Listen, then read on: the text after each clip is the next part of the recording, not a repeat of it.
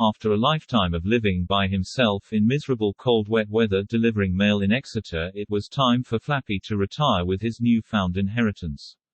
He had heard about Thailand, so he boarded a flight armed with his retirement visa. Upon arrival at Bangkok airport, a group of guys holidaying in Thailand asked if he would like to join them in a place called Pattaya. He could not believe what he was seeing. Beautiful beaches blessed with daily sunshine. Streets upon streets of girly bars, go-go bars and sports bars. It wasn't long before Flappy had settled into daily life in Pattaya. The constant partying and late nights were taking a toll on his body. The younger, more attractive girls were not paying him any attention. Flappy decided to get a facelift to give him a more youthful appearance. Along with this, he got a new haircut and changed his hair color from ginger to a darker color.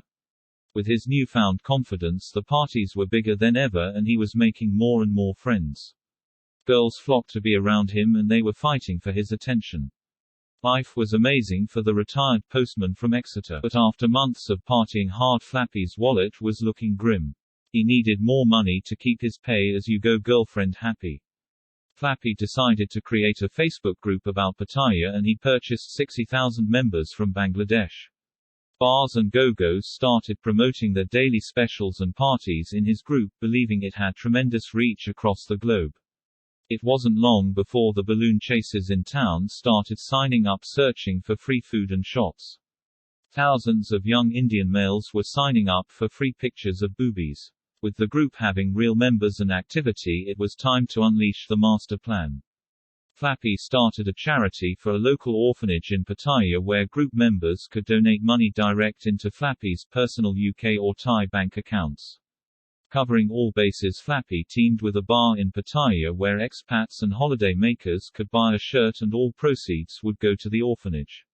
People could have their photo taken with the shirt and it would be posted in the group for a bit of backslapping and self-praise. The money was rolling in and he continued to extend the charity deadline time and time again. This was making people suspicious about the charity. Those suspicions were heightened when he announced he would only drip-feed the donations in monthly payments of 65,000 baht. This was the exact amount required to meet his retirement visa obligations. Pressure was mounting and Flappy's substance abuse was out of control. He would go on 3-day benders where he would badmouth local businesses and bar owners. When coming down from his drug-fueled highs, he would often claim his Facebook had been hacked, but remarkably the hackers never changed the password.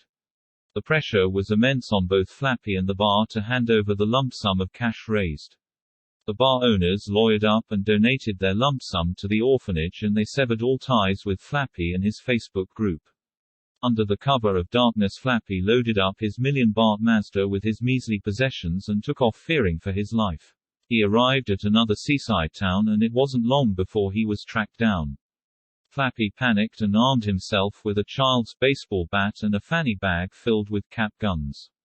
Immigration police were sent to his apartment to check his visa status. He wouldn't come out, fearing he was going to be arrested for the charity fraud. His visa checked out fine, but knowing the expat community knew where he was living, his only option was to move to the boonies. It was also this time he stopped making the monthly donations to the orphanage.